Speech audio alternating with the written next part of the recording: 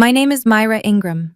I'm 32 years old, and 3 weeks ago, my own mother hired 3 lawyers to force me to sign away the inheritance my father left me, right in the middle of her living room. She called it a family meeting. I call it an ambush. They thought I would come alone. They thought I would tremble at legal jargon and Latin phrases. They thought the daughter they had dismissed for 20 years would bow her head and sign her name on the dotted line. They were wrong.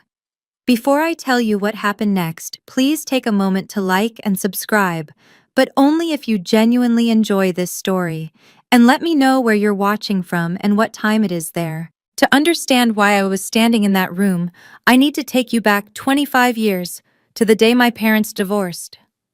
I was 7 years old when my world split in two. My father, Thomas Ingram, was a carpenter. He built things with his hands: furniture, cabinets, dreams. What he couldn't build was a defense against my mother's lawyers. He didn't have money for the good ones.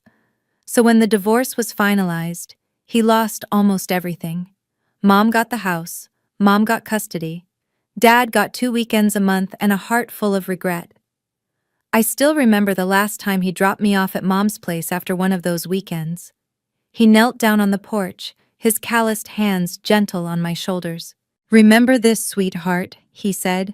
"No matter what anyone tells you, I'm always here. I'll always love you." I didn't understand why his eyes were wet. I was 7. I thought dads just cried sometimes. A year later, Mom remarried. Richard Porter walked into our lives with his pressed suits and his daughter Melissa from his first marriage. Suddenly, our family had a new structure, one where I didn't quite fit. Richard never hit me, he never yelled. He did something quieter, something that left no bruises but carved deep grooves into my sense of self. He simply acted as if I wasn't there. At dinner parties, Mom would introduce the family. "This is my husband Richard, and this is Melissa, our daughter." Then, almost as an afterthought, "Oh, and this is Myra, she's from my previous marriage." Every time she said it, I felt myself shrink a little smaller. I learned to become invisible in that house. Invisible was safe. Invisible meant fewer questions, fewer comparisons, fewer moments where I came up short against Melissa's piano recitals and honor roll certificates. But invisible also meant forgotten. The favoritism wasn't subtle. It was a system, carefully maintained. When I was 16, I asked Mom for money to buy textbooks for the new semester. She looked at me like I'd asked for a diamond necklace. "Ask your father," she said. "He's supposed to provide for you." That same week, Melissa got a brand new car for her 18th birthday. A silver Honda Civic with a bow on the hood. The whole family gathered to watch her squeal with delight. I started working after school, washing dishes at a diner on 5th Street, mowing lawns for the neighbors. Every dollar I earned felt like a small rebellion. Richard noticed. Of course he did. "She's just like her father," he told Mom one night, not bothering to lower his voice. "Going to spend her whole life doing other people's dirty work." I pretended I didn't hear. But I heard. I always heard. The worst part came at my high school graduation. I had ranked top of my class in mathematics. A small victory, but mine. I expected nothing from my family, and they delivered exactly that. Mom forgot to invite the relatives. No aunts, no uncles, no cousins lined the auditorium seats. But someone was there. In the back row, wearing his old brown jacket that was slightly too big for his thinning frame, sat my father, Thomas Ingram. He clapped louder than anyone when my name was called. I could hear him over the entire crowd. After the ceremony, he found me outside. His eyes were shining again, like they had been all those years ago on the porch. He pressed an envelope into my hand.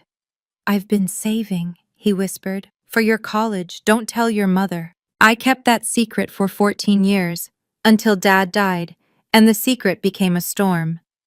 The call came on a Tuesday, 7:04 a.m. I was pouring my first coffee of the day when my phone buzzed with an unknown number. I almost didn't answer. I wish I could say I'm glad I did, but the truth is more complicated than that. "Ms. Myra Ingram?" The voice was older, measured, professional. "Speaking." My name is Harold Whitmore.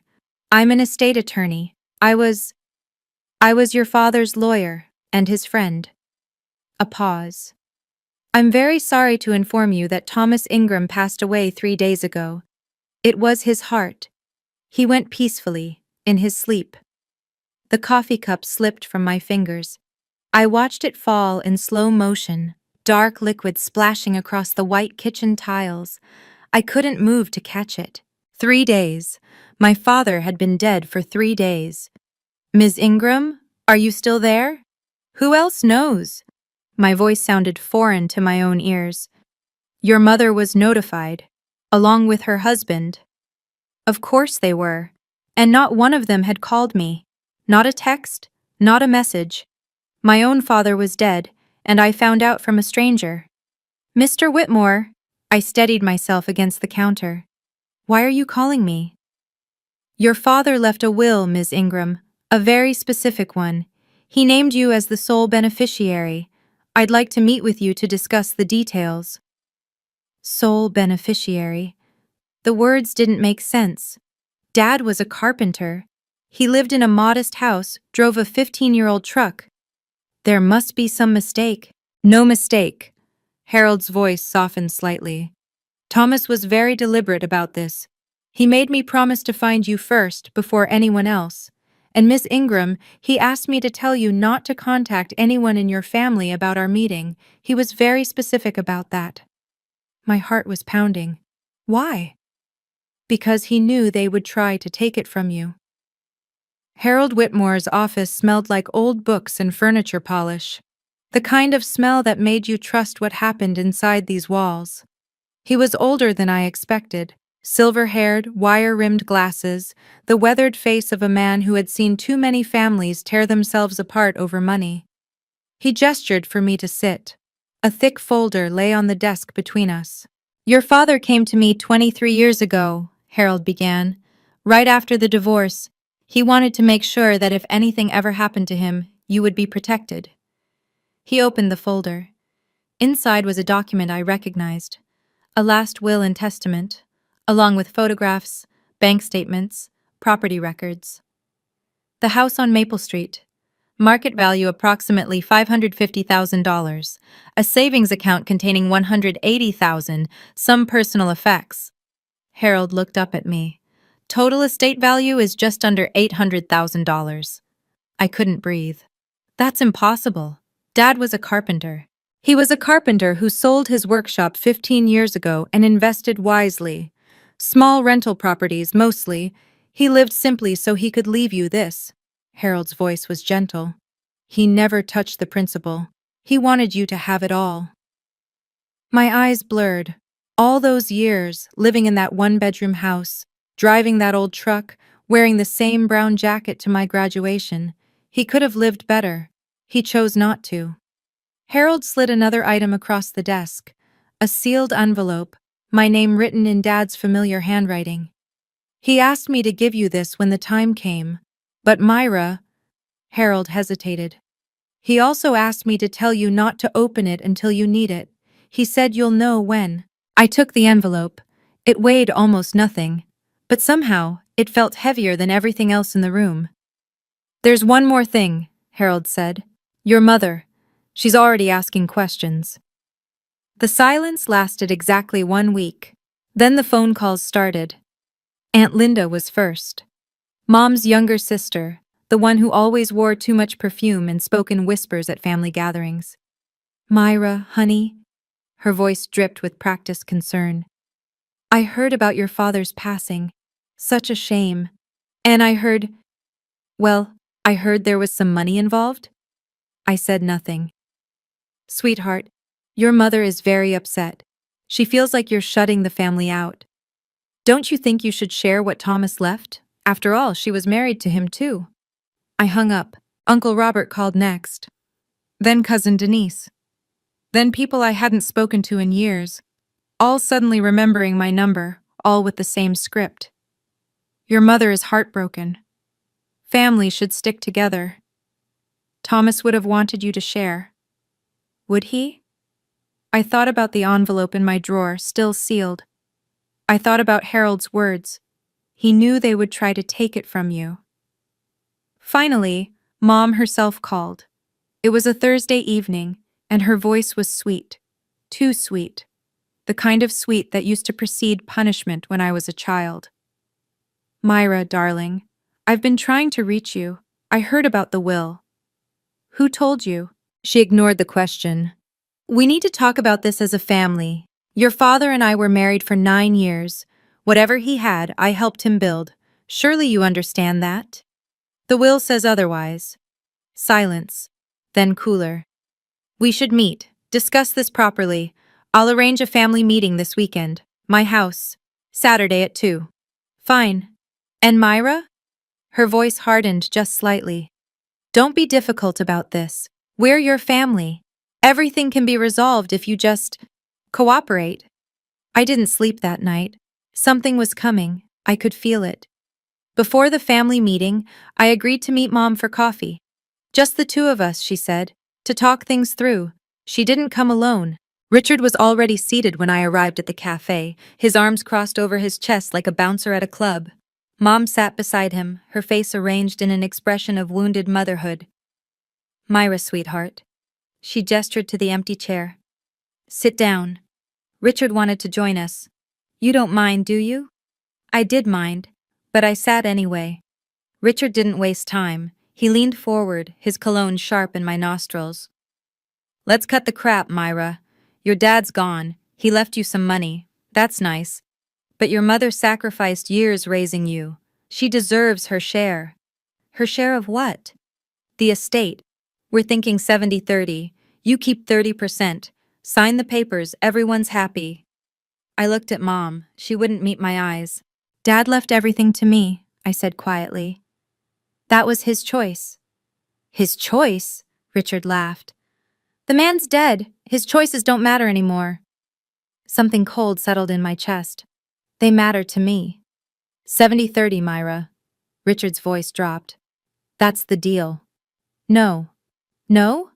He seemed genuinely surprised, like the idea of refusal hadn't crossed his mind. No. I stood up. The will is legal, it's final, and this conversation is over. I walked toward the door. Behind me, I heard Richard's chair scrape against the floor. You're going to regret this. His voice carried across the cafe. Other customers turned to look.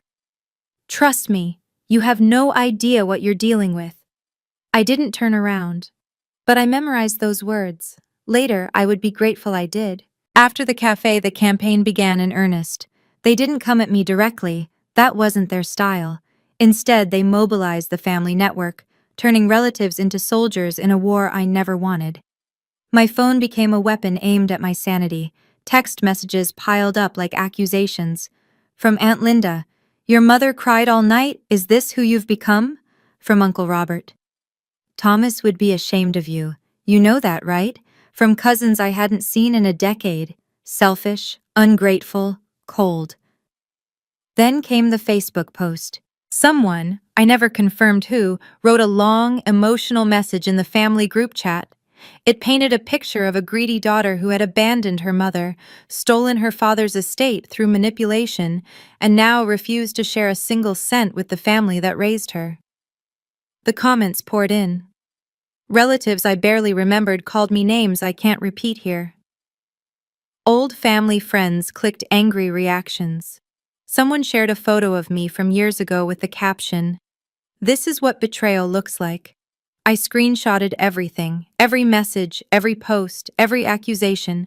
I didn't know why I was doing it at the time. Some instinct, maybe. Harold's voice in my head. He knew they would try to take it from you. Melissa texted me for the first time in months. You're tearing this family apart, Myra. Mom won't stop crying. Why are you doing this to us? I typed a response, then deleted it. Then typed another. I'm not doing anything. I'm just refusing to give away what Dad gave me. She didn't reply. 2 weeks of silence followed. No calls, no texts, nothing. The silence was worse than the attacks, because silence meant they were planning. The call came on a Wednesday. Mom's voice was different this time. Flat, businesslike, stripped of all the fake sweetness. Myra, we need to meet. A family meeting. This Saturday, 2 o'clock. My house. What's there to discuss? The future. A pause. How we can all move forward. Richard thinks, we all think, there's a way to resolve this without lawyers, without courts, like a family. Something about the word lawyers made my stomach tighten. The way she said it, too casual, too rehearsed. Fine, I'll be there. Good. Was that satisfaction in her voice? And Myra? Come with an open mind. We just want what's best for everyone. I hung up and immediately called Harold. A family meeting, I told him. Saturday. She mentioned lawyers, but said we could resolve it without them. Harold was quiet for a moment. Then, if she mentioned lawyers at all, she has them. Count on it. What should I do? You should go. And you should have me nearby. If things go south, text me, I'll come in. I hesitated. What exactly are you expecting? I'm expecting them to pressure you. Intimidation. Maybe threats disguised as concern. They might have documents ready for you to sign, things that look reasonable but aren't. Harold's voice was steady. Don't sign anything, Myra. Don't agree to anything. And whatever happens, don't lose your temper. That's what they want. I thought about Richard's words at the cafe. You're going to regret this. Harold, do you think Dad saw this coming? Your father spent 20 years preparing for this exact scenario. Another pause. He loved you very much, Myra, and he knew your mother better than anyone. That night, I finally looked at the sealed envelope in my drawer. Not yet, but soon. The night before the family meeting, I opened the envelope. Dad's handwriting filled the page, slightly shaky, as if written by an older hand, but unmistakably his. The same hand that had signed my birthday cards, my graduation check, every small note he'd ever sent. My dearest Myra, if you're reading this, I'm gone. And if Harold gave this to you now, it means your mother has started. I always knew she would. Some things never change. There's something I never told you. During the divorce, your mother threatened to take you away completely. No visits, no contact. She had a lawyer friend who said he could make it happen. I was terrified. You were only 7. So I signed away everything. The house, the savings, all of it. Just to keep my weekends with you. Just to keep some piece of my daughter in my life. I was wrong to give in. I should have fought harder. That regret has followed me every day since. But I won't let you make the same mistake. I won't let you bow to people who don't deserve your respect. Everything is prepared. Harold has the documentation, the will, the medical evaluations, every legal protection I could think of. He also has recordings. Things your mother said, things she thought no one would ever hear. Trust Harold. Trust yourself. And remember what I told you on that porch when you were 7. I'm always here. I'll always love you. Ways. Don't let them take what's yours, sweetheart. Not the money. That's just paper.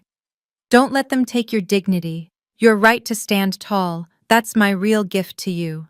Love always, Dad.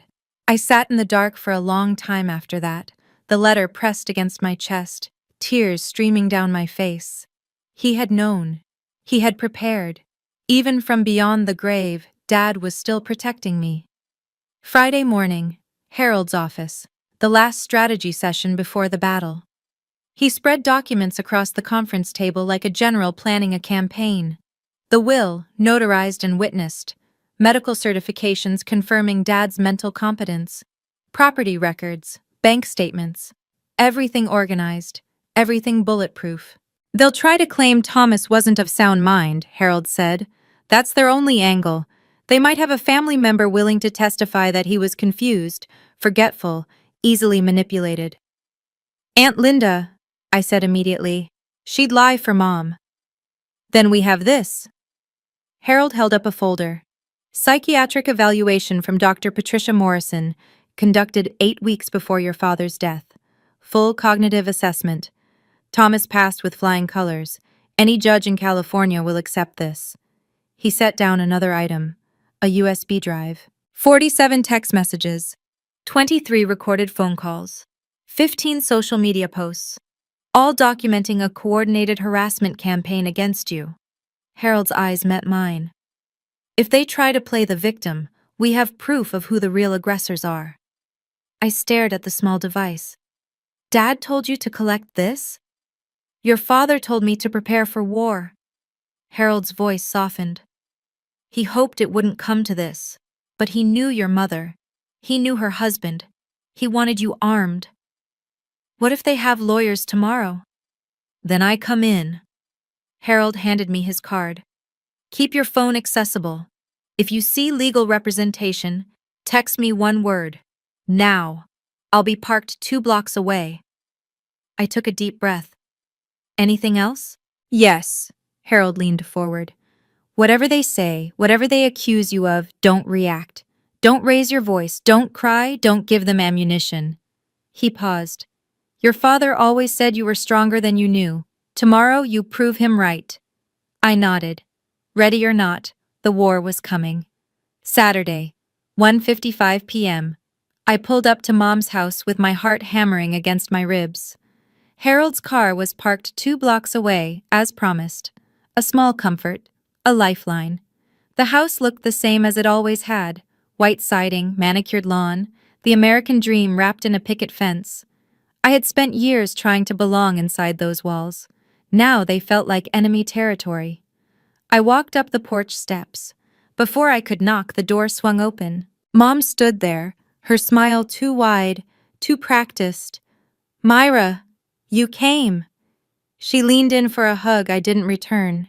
Come in, everyone's waiting. Everyone. The living room was fuller than I expected.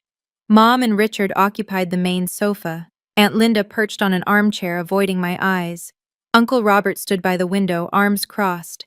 Melissa sat in the corner, scrolling through her phone. And then there were the 3 people I didn't recognize. 2 men in expensive suits, 1 woman with a leather briefcase, all seated at the dining table, which had been cleared except for stacks of paper and a digital recorder. Mom followed my gaze. Her smile didn't waver. Myra, this is Mr. Stevens and Mr. Martinez, their attorneys, and this is their legal assistant. She gestured toward an empty chair. Sit down, sweetheart. We have a lot to discuss. I remained standing. You said this was a family meeting. It is, Richard's voice cut in, smug and satisfied. We're just making sure everything is properly documented. I looked at the papers on the table. The recording device. The lawyers who wouldn't meet my eyes. This wasn't a meeting. This was an ambush. And they thought I had walked into it alone. Mr. Stevens spoke first. Silver-haired, calm, the kind of lawyer who charged $500 an hour and looked like every dollar. Ms. Ingram, thank you for joining us today. He opened a folder with deliberate slowness. We represent your mother, Mrs. Diane Porter, in matters concerning the estate of Thomas Ingram. I said nothing, just waited. It's come to our attention that the will leaving you as sole beneficiary may be contestable. Stevens glanced at his notes. We have reason to believe Thomas Ingram was not of sound mind when he executed the document. We have witnesses prepared to testify to his declining mental state in his final years. Aunt Linda shifted in her chair, still not looking at me. Martinez leaned forward. Now, we could take this to probate court. These cases can drag on for years, Ms. Ingram. Legal fees alone could consume half the estate. Nobody wins in that scenario. But, Stevens continued smoothly, there's a simpler solution, a family settlement. You sign a voluntary relinquishment, transferring 80% of the estate to your mother. You retain 20%. Clean, simple. Everyone moves on with their lives. 80%. Not 70%, like Richard had demanded at the cafe. They'd gotten greedier. You're asking me to give away $600,000. We're asking you to be reasonable. Stevens pushed a thick stack of papers toward me. The documents are right here. Review them if you like, but I think you'll find everything is in order. I looked down at the top page, bold letters, Voluntary relinquishment of inheritance rights. Mom was watching me with bright, expectant eyes. Richard's smile could have cut glass. So, Stevens clicked his pen. Do we have a deal? I picked up the documents, flipped through them slowly. Then I smiled. You know what's funny? My smile seemed to confuse them. Richard recovered first. What's funny is you thinking you have a choice. He stood up, his face reddening. You're a nobody, Myra. A nobody with a nothing degree working a nothing job. And now you've got a little money, and suddenly you think you're better than us? Richard, Mom started. No, Diane, she needs to hear this. He jabbed a finger in my direction. You're just like your father. Stubborn. Stupid. He spent his whole life doing other people's dirty work, and he died alone in that crappy little house. That's your future, sweetheart. That's what you're protecting. Aunt Linda nodded eagerly. He's right, Myra. You've always been difficult, even as a child. Selfish, Uncle Robert added from the window. Always taking, never giving. Mom dabbed at her eyes with a tissue. The tears looked real. I'd seen her practice them enough times to know they weren't. I raised you, she said, her voice trembling. I sacrificed everything for you. I gave you a home when your father abandoned you. He didn't abandon me. And this is how you repay me? By hoarding money that rightfully belongs to this family? Stevens cleared his throat. Ms. Ingram, I'd encourage you to consider your position carefully. Contesting this will would be expensive, time-consuming, and ultimately futile. Especially with the testimony we've gathered about your father's mental decline. He slid a pen across the table. Sign the papers. End this gracefully. I looked around the room. At my mother's fake tears, at Richard's barely contained rage, at the relatives who had made my childhood a masterclass in invisibility. They had prepared everything. Lawyers, witnesses, pressure. Everything except for one thing. I reached for my phone. Actually, I said calmly, I think I'd like a second opinion. I typed one word and hit send. Now. Richard laughed. What are you doing? Texting your friends? Nobody's coming to save you, Myra. I wouldn't be so sure. 2 minutes passed in tense silence. Stevens and Martinez exchanged glances. Mom's smile began to falter. Then the doorbell rang. Everyone froze. Mom looked at Richard, who looked at the lawyers, who looked at each other. I'll get it, I said, standing. Sit down, Richard started, but I was already at the door. Harold Whitmore stood on the porch, impeccably dressed in a charcoal gray suit, leather briefcase in hand. Behind his wire-rimmed glasses, his eyes were steady and sharp. Good afternoon, he said, loud enough for the room to hear. I hope I'm not interrupting. He walked past me into the living room. The effect was immediate. Stevens straightened in his chair. Martinez's confident smile vanished. Mom's face drained of color. Ladies and gentlemen.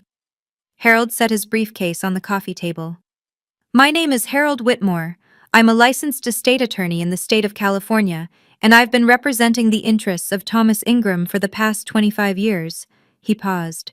I am now representing his daughter, Myra Ingram. Richard found his voice first. This is a private family matter, which now includes legal representation on both sides. Harold clicked open his briefcase. I understand you have some concerns about the validity of Thomas Ingram's will. I'm delighted to address them. He pulled out a thick folder, then a USB drive, then a sealed envelope.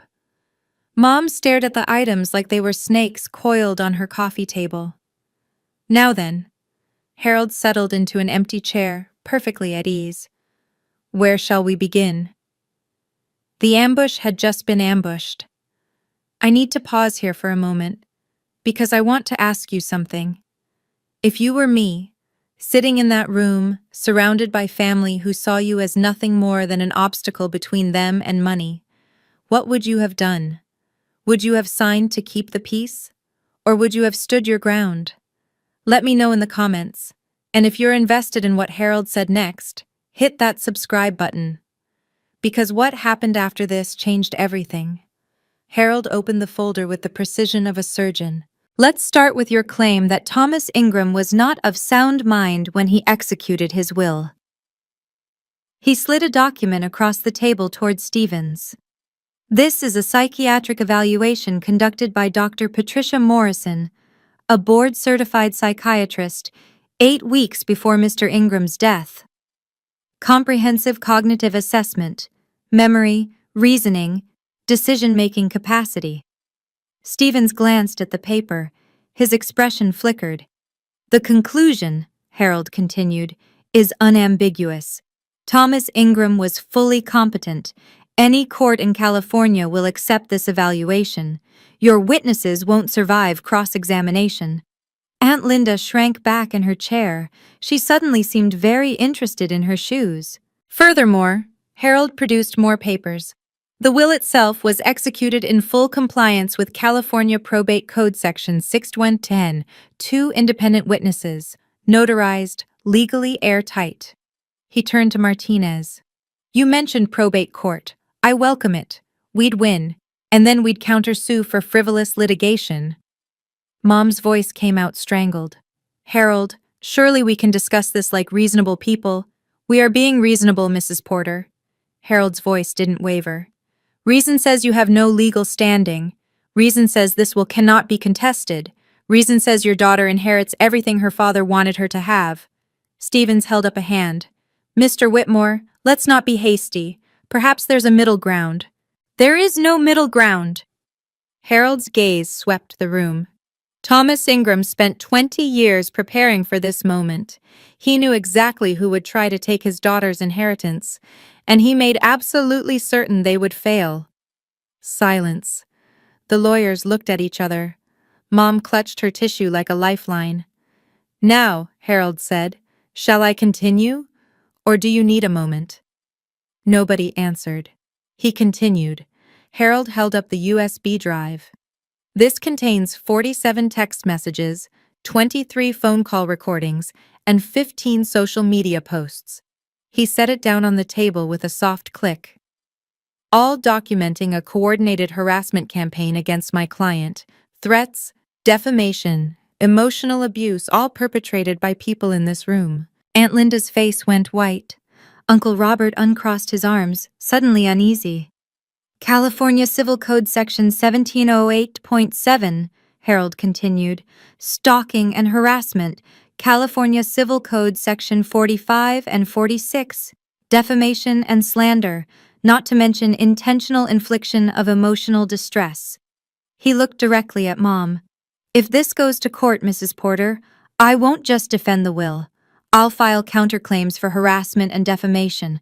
I'll subpoena your phone records, your Facebook account, every message you've sent in the past 3 months. Richard slammed his palm on the table. This is ridiculous. We're family. You can't sue family for— I can. Harold's voice remained perfectly level. And I will. The evidence is overwhelming. Would you like to see the messages calling my client selfish, ungrateful, and a disgrace to the family? I have them printed and organized chronologically. Mom turned to Stevens, her composure cracking. Do something! Stevens gathered his papers slowly. His face had the expression of a man who had just realized he was standing on quicksand.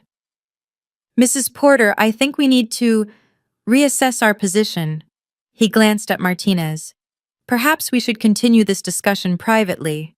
I think that's wise, Harold agreed. And while you're reassessing, consider this.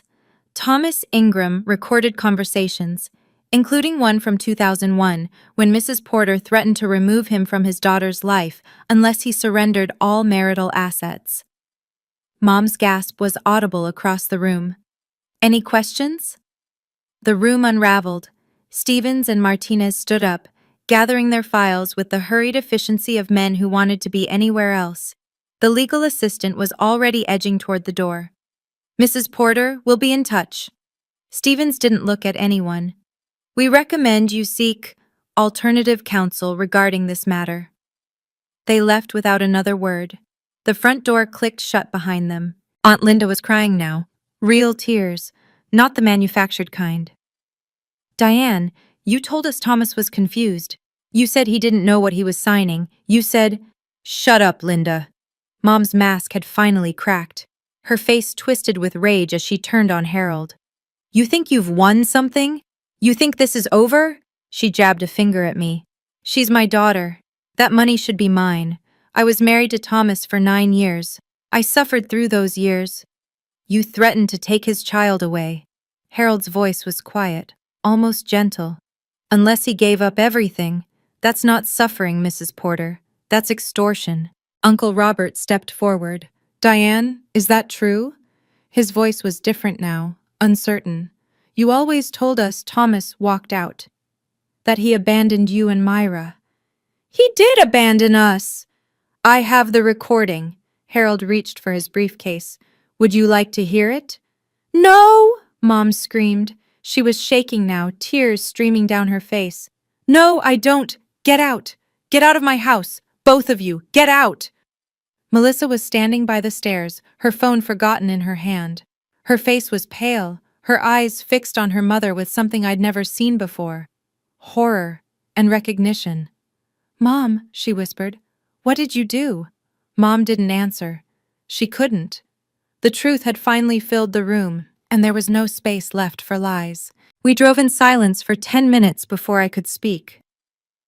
Thank you. The words felt inadequate. Harold, I don't know what would have happened if your father happened. He kept his eyes on the road.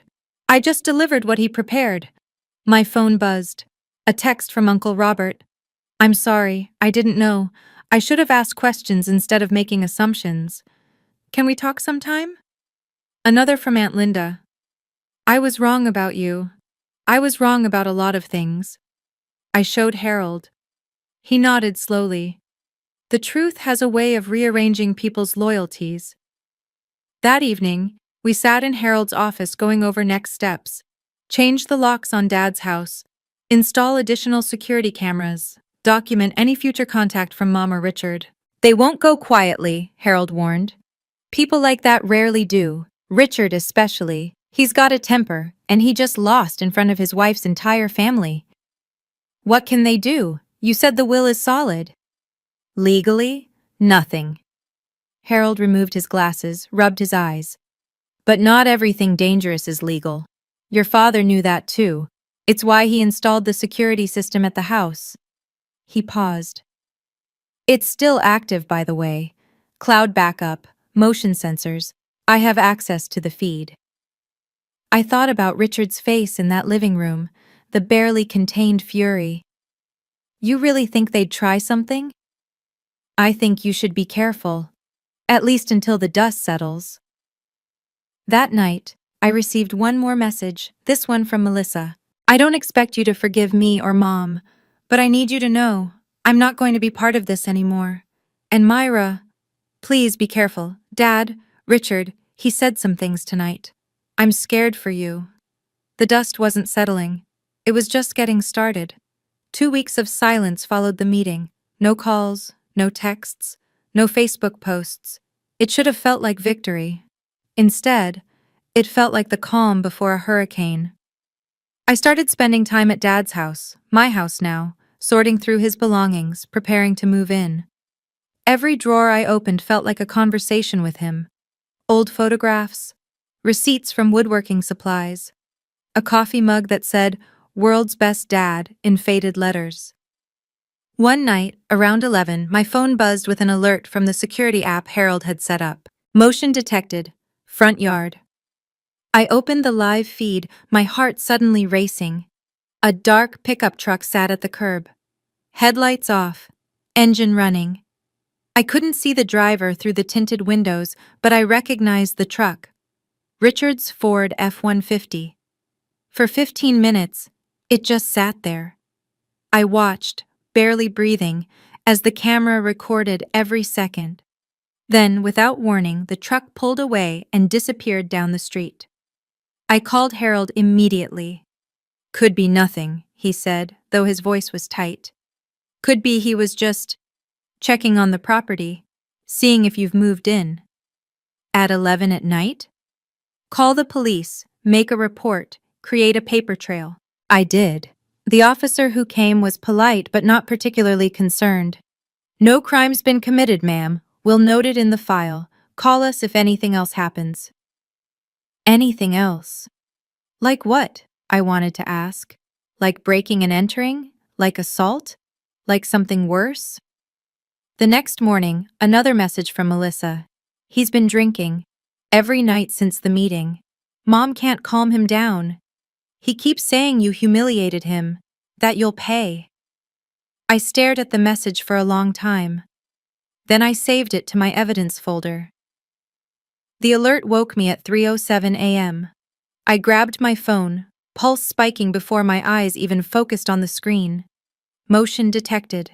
Front porch. The camera feed loaded. 2 figures. Dark clothing, moving quickly.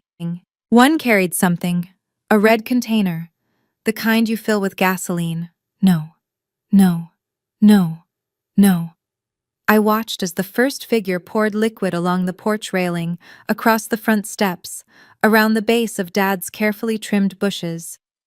The second figure stood watch, head swiveling left and right. Then the first one pulled out a lighter. I was already dialing 911 before the flame appeared. "Someone's setting fire to my house, 742 Maple Street. I have them on camera." The match dropped. The porch erupted in orange and yellow, flames climbing the wooden railing my father had built with his own hands. But then something happened that neither of the arsonists expected. The sprinkler system activated. Water burst from hidden nozzles. Dad had installed them years ago, a precaution I hadn't even known about until Harold mentioned it. The flames hissed and sputtered, fighting against the spray. On the camera, I watched the 2 figures freeze in shock. Then they ran. Straight toward Richard's pickup truck, parked half a block away. The camera caught the license plate as they drove off. Clear as day. I stayed on the line with 911 until I heard the sirens. The fire trucks arrived in 7 minutes. By then, the sprinklers had done most of the work. The porch was charred, the railing destroyed, but the house, Dad's house, my house, was still standing. The police came next. I showed them the footage. The officer's eyes widened when he saw the license plate. "We know that truck," he said. "We'll have them in custody within the hour." The police station at 4 a.m. has a particular kind of fluorescent emptiness. I sat in a plastic chair, Harold beside me, watching officers move through the hallways like ghosts. Detective Aaron Brooks found us around 4:30, a solid man with tired eyes and a badge that looked like it had seen too much. "Ms. Ingram." He sat down across from us. "We've made 2 arrests, Richard Porter and Diane Porter." I had expected Richard, but hearing my mother's name was different. It landed somewhere in my chest and stayed there, heavy and cold. "We found them at their residence." Mr. Porter's clothes still smelled like gasoline. Mrs. Porter was attempting to delete messages from her phone. Brooks opened a folder. Our tech team recovered them. Communications between the 2 of them planning the fire, discussing timing. She knew Miss Ingram. She wasn't just an accomplice, she helped plan it. Harold's hand found my shoulder. "Would you like to see them?" Brooks asked. "You're under no obligation." I didn't want to. Every rational part of me screamed to go home, to let the justice system handle this, to never look at those faces again. But there was another part. The 7-year-old girl who had stood on that porch, watching her father cry. The teenager who had been made to feel invisible in her own home. The woman who had been called selfish for refusing to give away her dignity. "Yes," I said. "I want to see them." They put me behind one-way glass. Mom sat in interrogation room 2, her makeup smeared, her expensive blouse stained. She didn't look like the woman who had raised me, she looked like a stranger. When she spoke to the detective, her voice cracked. "She's my daughter. I would never hurt my daughter." But she had. She had tried to burn down everything my father left me. The trial took 4 months. It felt like 4 years. The evidence was overwhelming. Video footage, text messages, gasoline receipts traced to Richard's credit card, 2 neighbors who had seen the truck that night. There was no reasonable doubt to create. Richard went first on the stand. His lawyer tried to paint him as a man driven to desperation by financial pressure. His business had been failing for years, drowning in debt. The inheritance would have saved him. The jury didn't care about his desperation. They cared about the gasoline, the match, the flames. Guilty. Arson in the first degree. Conspiracy to commit arson. 10 years. 7 for the fire. 3 for the conspiracy. Eligible for parole in 6. Mom's lawyer took a different approach. She was a victim, he argued. Manipulated by her husband. Frightened into compliance, she never wanted anyone to get hurt. The text told a different story. If we can't have the money, she doesn't get to keep the house. Burn it down. Her own words, in her own hand. Guilty. Conspiracy to commit arson. 5 years. Possible parole after 3 with good behavior. When the judge read the sentence, Mom turned to look at me through the gallery. Her eyes were red, her face hollow. She mouthed something. It took me a moment to read her lips. "You'll regret this." The same words Richard had said at the cafe. The same words he'd said in her living room. I held her gaze until the bailiff led her away. Outside the courthouse, Harold walked me to my car. "How do you feel?" I thought about it. I don't feel like I won. I just feel empty. "That's normal." He squeezed my arm. "But Myra, your father would be proud." The emptiness shifted just slightly, enough to let something else in. Let me step out of the story for just a second. I want to ask you something honest. Do you think I should forgive my mother? Some people say family is family, no matter what. Others say there are lines that, once crossed, can't be uncrossed. I'd really like to know what you think. Leave a comment and let me know. And if you've ever had to set a hard boundary with someone you love, or someone you were supposed to love, you're not alone. What my father wanted me to do next? It surprised even me. The story made the local news. Daughter's inheritance leads to arson plot. My face pixelated on the evening broadcast, but everyone who knew me recognized the house. Work got complicated. My colleagues didn't know how to act around me. Some offered awkward sympathy. Others, I could tell, were curious in that uncomfortable way people get when they smell drama. I kept my head down. Did my job. Tried to remember that I had nothing to be ashamed of. The family fallout was messier.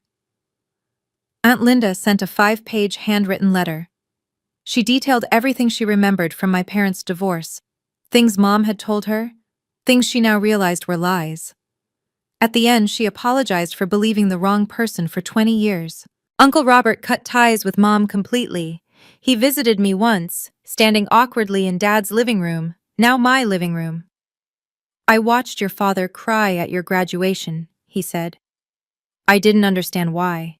Now I do." He left without asking for anything. That meant more than any apology could. Melissa was the most complicated. She called a week after the sentencing. Her voice was small, nothing like the confident girl who used to get everything while I got nothing.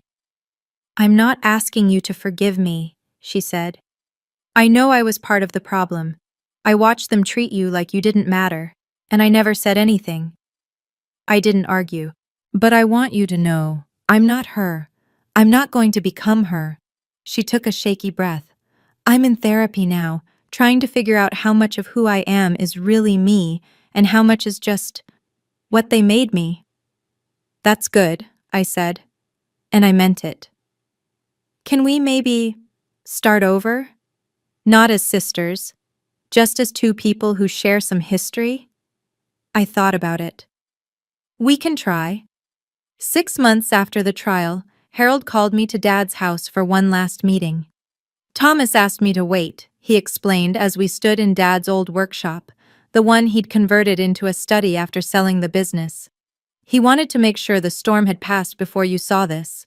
Harold walked to the built-in bookshelf and pressed something I couldn't see. A panel clicked open, revealing a hidden compartment. Inside was a wooden box, hand-carved, polished to a warm glow. The kind of box my father used to make for his best customers. "He made this for you," Harold said quietly. "Spent 3 months on it. Said it was the most important piece he ever built." I lifted the lid with trembling hands. Photographs, dozens of them. Me at 7, grinning with missing teeth. Me at 12, holding a math trophy. Me at 18, in my graduation cap. Me at 25, shaking hands with my boss at my first engineering job. Every picture had a note on the back. Dad's handwriting. Myra, age 7. The day I had to leave. I promised myself I'd find a way back to you. Myra, age 12. I was in the back of the auditorium. You didn't see me, but I saw you. Myra, age 25. I drove 3 hours to watch you walk into that office building. My daughter, the engineer. My heart nearly burst. The last picture was recent. Me, standing in front of my apartment, taken from across the street. The note read, "My beautiful girl, every choice you've made on your own. I couldn't be more proud. The money is just paper. These moments, this is what I'm really leaving you. The proof that I was always there, that I always loved you, even when you couldn't see me." I held the box against my chest and wept. A year has passed since the trial. I live in Dad's house now. Our house.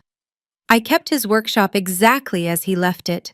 The smell of sawdust and wood polish, his tools hanging in perfect rows on the pegboard, the workbench where he built beautiful things for people who appreciated them. Some nights, I sit out there with a cup of tea and talk to him. I know he can't hear me. Or maybe he can. Either way, it helps. The money sits in an investment account, mostly untouched. I still work my engineering job. I still drive my practical car. Dad lived simply because he believed wealth was about security, not display. I understand that now. Mom is still in prison. She sends letters sometimes. I don't read them. That's not cruelty, it's protection. Harold helped me see the difference. Richard has another 4 years minimum. I have a permanent restraining order for when he gets out.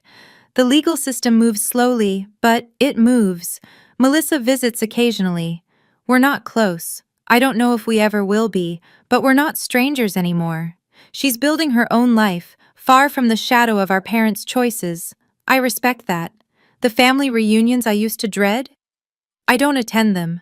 Not out of bitterness, but because I've learned that obligation isn't the same as love, and DNA isn't the same as loyalty. I have dinner with Uncle Robert once a month. Aunt Linda sends Christmas cards. These small connections, freely chosen, mean more than all the forced proximity of my childhood. I'm not angry anymore. Anger takes too much energy, and I have better uses for mine. But I'm not naive either. I know what people are capable of when money is involved. I know what my own mother was willing to do. I won't forget. But I refuse to let it define me. Sometimes I stand on the front porch, rebuilt now, with the same design Dad originally created, and look out at the street where everything almost ended.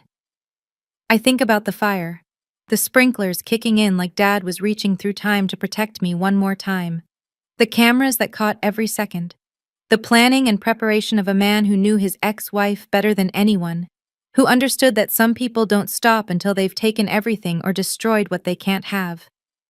He didn't just leave me money. He left me armor, and more than that, he left me permission. Permission to say no. Permission to set boundaries. Permission to walk away from people whose love has conditions attached, price tags scribbled in the margins. I used to think family meant forever, no matter what.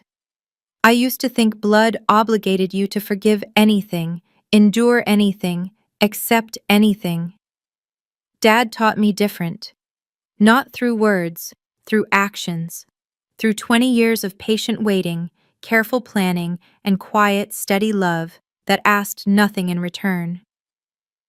If you're watching this, and you recognize something in my story, if you've been made to feel small by the people who were supposed to lift you up, if you've been called selfish for protecting yourself, if you've wondered whether you have the right to say enough, let me tell you what I learned. You don't owe anyone your dignity, not your parents, not your siblings, not anyone. Love should feel like warmth, not like a transaction. And boundaries aren't walls you build to keep people out. They're doors you install so you can choose who gets in. My father left me a house. He left me money. But the real inheritance was simpler and more valuable than any of that. He left me the right to stand tall. And I will never let anyone take that from me again. Thank you for staying with me until the end. If this story meant something to you, or made you think about the boundaries in your own life, I'd love to hear about it in the comments. Have you ever had to stand up to family? How did it change you? If you want more stories like this one, about family, about justice, about finding your voice, subscribe and check out the other videos in the description. I'll see you in the next one.